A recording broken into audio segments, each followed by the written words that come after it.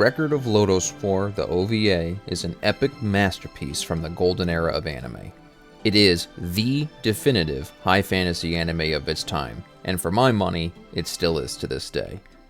Imagine, if you will, young ones, a time before Game of Thrones, and even a time before Peter Jackson's The Lord of the Rings films. We are so old. Record of Lodoss War came at a time where high fantasy in film and TV was not exactly taken seriously. Then came this glorious OVA that brought a fantasy role-playing game to life before our very eyes, and I mean that quite literally. To many, it needs no introduction. If you happened upon this video and you're not familiar with Record of Lodoss War, it deserves your attention, and I highly recommend you give this franchise a try. If you happen to be a subscriber to Funimation's streaming service, both the English dub and subtitled versions of the OVA can be found there.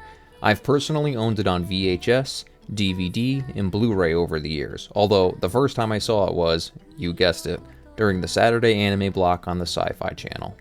While there's plenty of anime and manga in the fantasy genre from the 80s and early 90s out there, and I do enjoy a few of them a great deal, none can compare to Record of Lodoss War. Of course, that's just my opinion. When people refer to Lodoss as high fantasy, it's not just because there are sword fights and magic, although there is plenty of that to be found here. It firmly belongs in the discussion of the genre.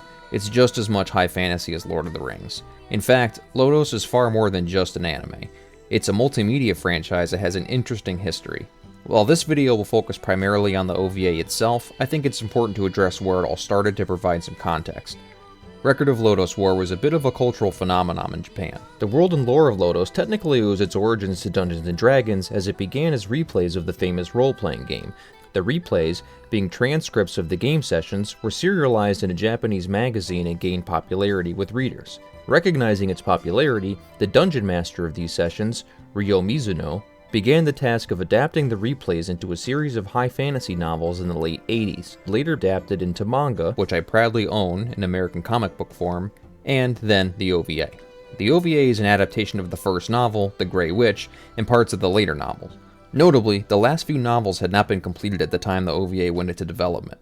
Therefore, the second half of the OVA doesn't line up with the last few novels, which introduced a group of whole new characters and sets forth a different series of events leading to the story's climax.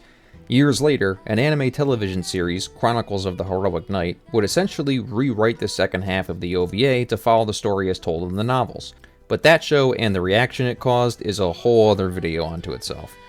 If you know anything about Lodoss, you'll know that was an extremely condensed overview of a franchise and skates over an insane amount of detail. But the point I'm trying to make is that the world the OVA takes place in is more than just some stuff that was thought up for an anime. Now that we have the setup out of the way, let's get to the topic at hand, the OVA itself.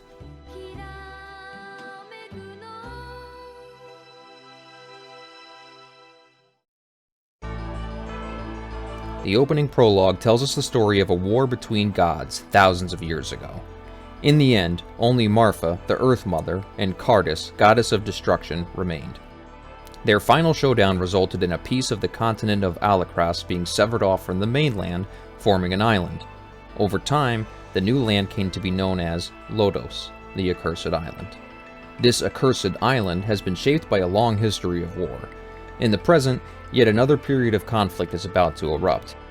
True to the story's roots as a tabletop RPG, a group of adventurers will cross paths on their quests and become tangled up in clashing ambitions to control all Lodoss, resulting in everything you'd expect from a D&D campaign. Monsters, dragons, knights, sorcerers, elves, dwarves, thieves, dungeons, boss encounters, it's all there. The hero of the story is a young swordsman named Parn. Living in the shadow of his late father's tarnished legacy, he has ambitions of becoming a hero. He fights with his heart more than with his head, and tends to jump headfirst into battles and winds up punching above his weight more often than not. Next we have Ato, a priest of the kingdom of Valis and Parn's childhood friend. Ato is kind and wise beyond his years, often worrying after Parn as he runs into battle and providing support with first aid abilities, including casting healing magic. And it's a good thing too. If ever a DPS needed a pocket support, it's Parn. I need healing. Up next to join the team is Deedlit, an elf whose beauty is outweighed only by her intelligence and usefulness in combat. She has the intuition to accurately assess any threat that presents itself and a powerful connection to nature, enabling her to summon elemental spirits to assist her and the party. After a chance meeting in the woods nearby Parn's hometown, Dielett takes a liking to Parn, charmed by his kind heart and displays of chivalry, even if displayed out of assuming she needs his protection. This elf can handle herself.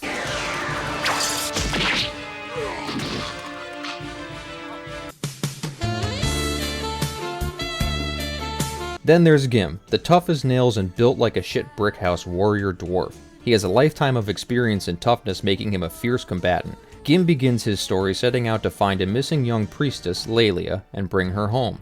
He's joined on his quest by his good friend Slain, a wise sorcerer with the ability to cast powerful spells capable of defeating enemies and protecting allies. Rounding out the main party is Woodchuck, the thief. Woodchuck is an interesting character because the OVA adaptation of Wood is a stark contrast to his manga counterpart. For the OVA, he is more of a mischievous comedic foil to the generally serious nature of the other party members. While he's still very much a thief, he doesn't come across as a bad person. In the manga, Woodchuck has desires of his own, only ever looking out for himself, and sees the rest of our heroes as a means to an end. Together, these adventurers will find themselves aligned with Fawn, King of Valis, and Cashew, King of Flame, in a battle to save their lands from an invasion perpetrated by Emperor Beld, ruler of the Dark Island of Marmo. With the help of his greatest warrior, the Black Knight Ashram, and his Grand Sorcerer, the malicious Vagnard, Beld wishes to conquer all Lodoss and vanquish his old friend. 30 years ago, Beld and Fawn fought side by side, members of a group called the Six Legendary Heroes. Fawn, the wielder of the Holy Sword, and Beld, the wielder of the Demon Sword, Soul Crusher. The former allies are on a collision course of light versus darkness. You know, typical RPG stuff. However, to steal a line from the Lord of the Rings, they are, all of them, deceived. Behind the scenes, the Grey Witch, Carla, has been pulling the strings to manipulate those in power to serve her own intentions. She whispers promises of power and victory into the ear of Beld, encouraging him to push farther and farther into Lodoss, attempting to draw Fawn out into open war. Over 30 years after its release, Record of Lodoss War holds up in every way. In terms of the fantasy setting, it doesn't do anything groundbreaking or particularly imaginative, but it executes everything it attempts to do perfectly. It's the perfect example of an anime using its budget wisely.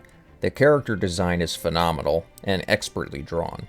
Some of the close-up shots of the characters and stylized moments are amongst the most beautiful sights you'll find across all eras of anime.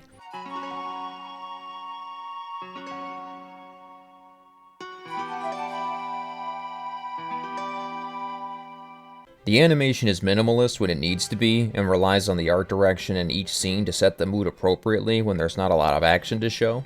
When needed, the animation cranks into high gear to provide just the right amount of excitement.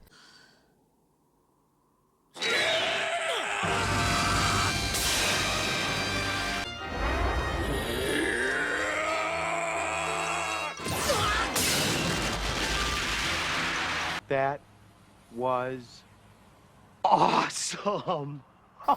One slight I can levy at Record of Lodoss War in terms of production is that it has no problem recycling animations for battle sequences. When dragons start showing up, it opts not to pour its resources into animating them, showing them glide through the air while essentially remaining motionless. While this can look cheap and strange at times, it also conveys a sense of the creature's massive scale at other times. During a sequence where two of the dragons confront each other in the storming skies above Marmo, this brings a sense of power, beauty, and grace as they glide across the backdrop of dark clouds and ominous lightning. At first glance, the heroes of our story are pretty boilerplate for the fantasy genre. Elves and dwarves don't get along, sorcerers are powerful and wise, Parn might as well have been plucked from any number of JRPG protagonists. That's kind of the point though. Anyone that's played a role-playing game and has put themselves in the shoes of a virtuous hero will feel right at home following Parn's story. Especially in my case, considering Parn is kind of an idiot, but a likable idiot.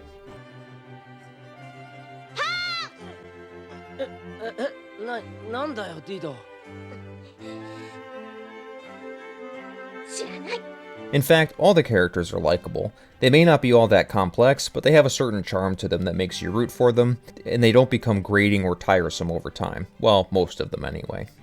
The villain characters, on the other hand, have a little more substance to them once you look beyond the evil emperor or Black Knight exteriors. Bell debates with his rival, King Fan, over whether one man's purpose to unite all Lodoss under the flag of diplomacy or another man's ambition to conquer it are really all that different, implying both are a way of asserting control and consolidating power. Ashram is loyal, deadly, and confident, yet he's not particularly malicious. He attracts the devotion of the Dark Elf Pirotess, which means he must have some kind of charisma. She's drawn to him and deems him worthy of her loyalty. Of course, it doesn't hurt that he's an absolute stud. As his story progresses, he becomes conflicted about the events happening around him, and while he never goes full anti-hero, he realizes there are those with intentions so terrible that even he cannot align himself with their goals. Carla isn't so much evil as she is cold and calculating. She's seen the horror and devastation that power can unleash over her unnaturally long life, and has dedicated herself to preventing the balance of power from tipping too far in any one direction. People are pawns to be moved on her chessboard in a game to decide the fate of Lodoss. Under the surface of good versus evil is the question of what it means to be alive, realizations that the perceived black and white of good versus evil is grayer than some want to admit, the importance of free will, the ability to be heroic and brave when faced with the reality that your life is being gambled by those with the true power. 俺は貴様になぞ惑わされん。ロードスを導こうとする者が人の命を好き勝手に操る者か。俺たちは貴様に操られる駒じゃない。 Record of Lodoss War has left a legacy that still reaches audiences today. Beyond the previously mentioned television series, Chronicles of the Heroic Knight, Lodoss has been the inspiration for a number of video games spanning from the Super Nintendo through the Sega Dreamcast, and even quite recently with the release of Deedlit in Wonder Labyrinth, a charming Metroidvania-inspired adventure released on the PC in 2020, starring Deedlit, as implied by the title, and featuring a number of characters from the anime. There are also several other anime and games that exist in the world of Record of Lodoss War, but that could be a topic for another video if it becomes interesting enough. Even the English dub, for all its mediocrity, has a significant impact on anime in general, notably because it was the debut performance of Lisa Ortiz, who voiced Deedlit. She's gone on to lend her voice to a number of anime characters over the years, including the iconic Lena Inverse of Slayer's fame,